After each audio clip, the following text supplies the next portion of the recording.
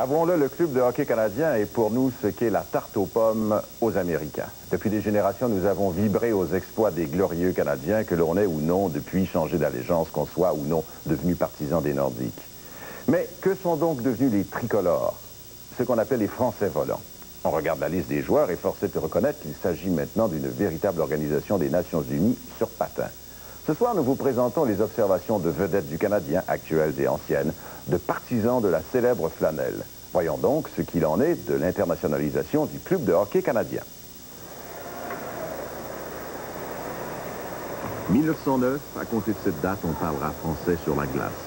Les Français volants ne veulent pas passer inaperçus, l'uniforme sera tricolore, chandail bleu, culotte blanche et bas rouge. C'est costumé de la sorte que les glorieux tricolores passent à l'assaut de la Coupe Stanley qu'ils remporteront en 1916, 2 ans avant la fondation de la Ligue nationale de hockey. L'équipe des Canadiens compte 12 joueurs, 8 sont francophones, dont Didier Pitre, News et Lalonde, Jacques Laviolette et Georges Vézina, qui sera père de 22 enfants et sera immortalisé dans une coupe que s'arrachent depuis les gardiens de but. C'est en 1923 qu'Howie Morenz, né en Ontario mais d'origine suisse-alémanique, endosse le nouveau chandail des Canadiens qui ressemblait beaucoup à celui que nous connaissons aujourd'hui. Morenz, Aurel Jolia et Silvio Monta viennent par leur jeu confirmer l'excellence du club qui a établi ses quartiers à l'Aréna Mont-Royal. Le Canadien livra alors des matchs épiques à une autre formation de Montréal, anglophone celle-là, les Maroons, qui œuvrent à partir du Forum. Vers la fin des années 30, les Jolia, Lépine et Monta s'apprêtent à passer la main. Pour prendre le relais, qui voit-on sauter sur la glace, Kenny Reardon, qui formera une formidable paire de défenseurs avec le colosse Unique Bouchard, et surtout Toe Blake, Elmer Lack, les futurs partenaires, puis le plus grand d'entre tous, Maurice Richard, un certain numéro 9.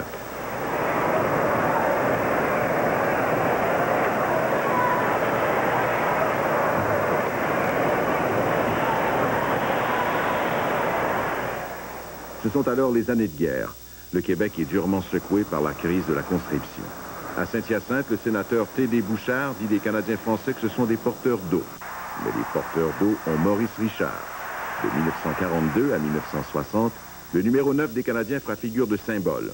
On le verra bien un soir de mars. Et les suspensions de la Coupe Stanley, je pense que ça aurait pu être remis à l'année suivante, au début de la saison, parce que l'émeute a eu lieu durant la saison régulière. Je pense que ça aurait été beaucoup plus intéressant pour moi d'avoir été suspendu au début de la saison que durant les playoffs. À cette journée-là, avant cette partie-là, le maire de Montréal, le président de la Ligue nationale, le gérant général du Club de hockey canadien, M. Selke, ainsi que le directeur de la police de Montréal avait averti M. Campbell de ne pas se présenter au forum, parce qu'il y avait des jeunes qui promenaient dans tout le forum avec des pancartes. Il y est allé quand même et ça a provoqué ce qu'on sait. Ça a provoqué l'émeute.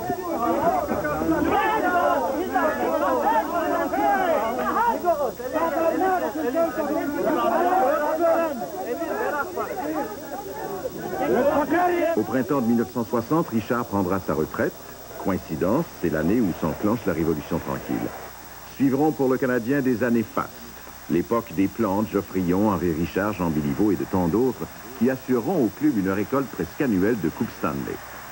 Jusqu'à la fin des années 70, où l'on va constater qu'il commence à y avoir de l'eau dans le gaz. La machine ne tourne plus comme avant.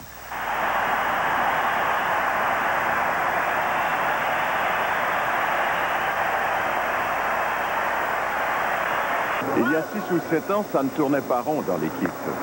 Sous le directeur général Irving Rodman, les entraîneurs se succédaient derrière le banc du Canadien.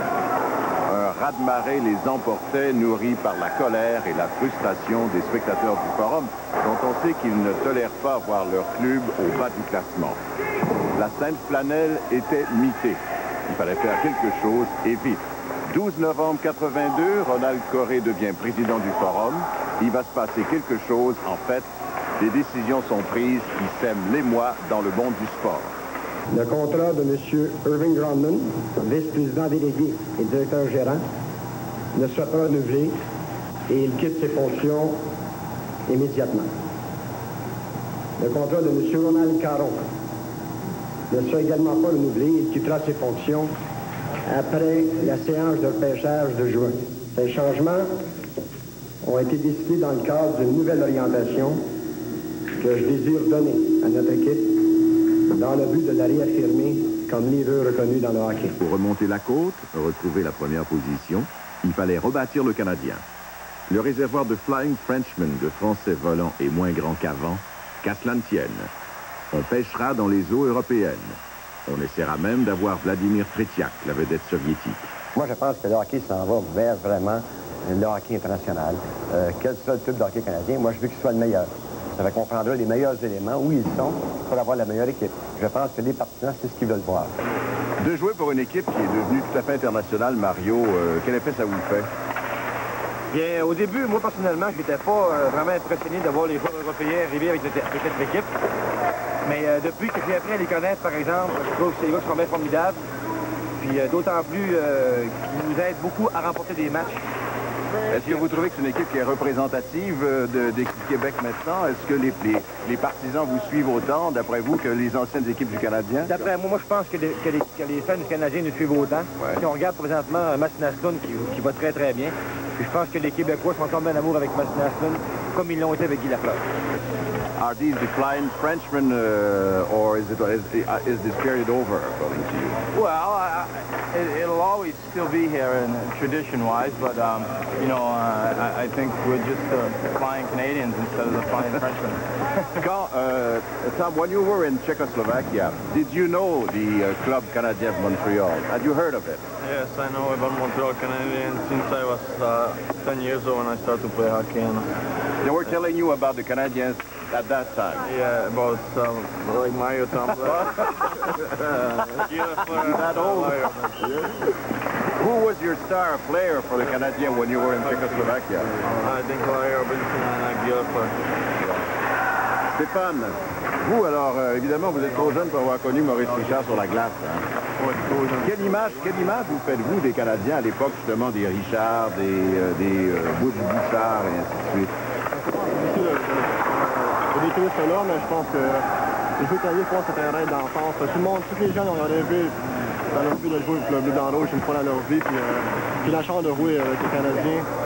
Mais je pense que mes plus récents souvenirs avec le Canadien, c'est les gens de Guy Lafleur. Je pense que c'est mon idole personnel. Puis maintenant que je suis avec le Canadien, Guy a vu ça à la tête, c'est des gars comme Marie Tremblay, Larry Robinson, surtout Matt Nelson.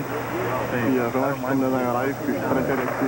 Okay, Shell Darling, did you know about the Club Canadien when you were in Sweden?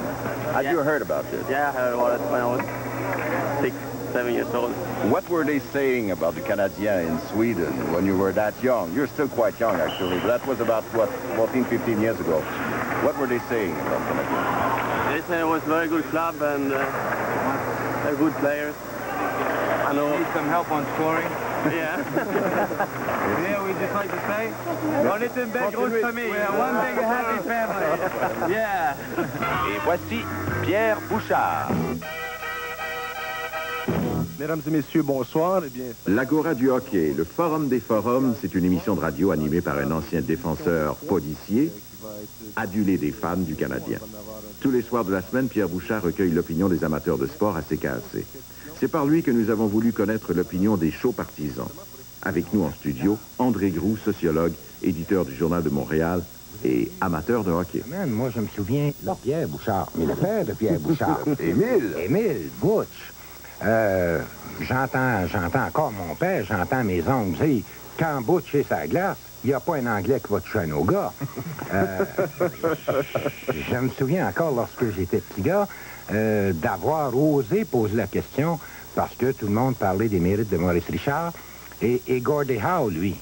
Si j'avais commis un sacrilège dans le salon, c'est bien ce jour-là.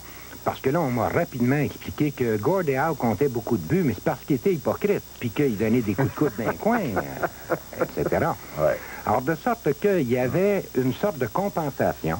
Et le phénomène de nos joueurs de hockey, de nos vedettes qui tabassaient les anglophones, qui tabassaient les gens de l'extérieur de notre société, finalement, était une sorte de compensation. C'était l'ouvrier fort. On faisait un transfert. C'est ça. On faisait un transfert. C'est ça. mais aujourd'hui, ça semble que ça a progressé, ça a changé. De quelle façon les gens voient-ils ça? On y va avec les appels. Oui, bonsoir. Oui, bonsoir. Bonsoir, monsieur. Oui, le point que je voulais dire à monsieur Nadeau, Le problème de tout ça, ça a été l'invasion des joueurs européens. Ça a été aussi quand il y a eu les premières confrontations Canada-URSS. Comprenez-vous? Là, les joueurs ils ont commencé à vouloir venir faire de l'argent ici. Puis ensuite de ça, c'est les dépisteurs que je trouve, moi, qui sont à blâmer là-dedans. Est-ce qu'on peut dire que, donc, si on constate qu'il y a une internationalisation du club canadien maintenant, ça aurait commencé en 1970, à partir du moment où le Canadien a perdu ce droit qu'il avait depuis toujours d'aller chercher des deux meilleurs joueurs francophones pour lui? La société a évolué beaucoup. Où voyez-vous ça? Parce que Puis les la gens direction, comme vous l'avez dit tout à l'heure, la direction du club maintenant, Voilà. elle est francophone à 100%. Ben, moi, je vois pas vraiment l'importance qu'on accorde à ce qu'un joueur soit anglais ou français. D'accord, c'est plus le fun de dire, bon, Lafleur était bon, c'était le fun parce que c'est un Québécois. Maintenant, bon, c'est Nestlund qui est bon, mais let's go, on l'encourage, puis on dit que c'est Nestlund qui est... Parce que je pense que les partisans de Montréal se cherchent beaucoup une vedette. Depuis que Lafleur était parti, on a essayé une coupe, là. Et puis finalement, bon, Nestlund qui sort du top et Nestlund qui explose cette année. Je pense pas que les gens applaudissent moins fort que lorsque c'était Lafleur qui marquait un but. Nestlund, faut y laisser le temps. Je pense qu'il va devenir une super vedette. Et moi, j'encourage ça, les Suédois. Et puis, ça change.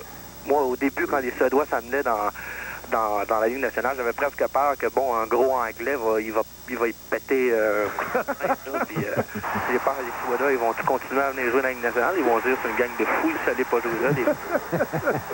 Je pense qu'à titre de Canadien français, à titre de Québécois, j'ai autant de plaisir à savoir que Nestlund a compté un but hier que dans le temps que Lafleur en comptait un. En fait, ce qu'on constate en écoutant cette émission, c'est que la société s'est beaucoup internationalisée aussi et qu'en réalité, donc, il y a le changement que vous avez signalé plusieurs fois.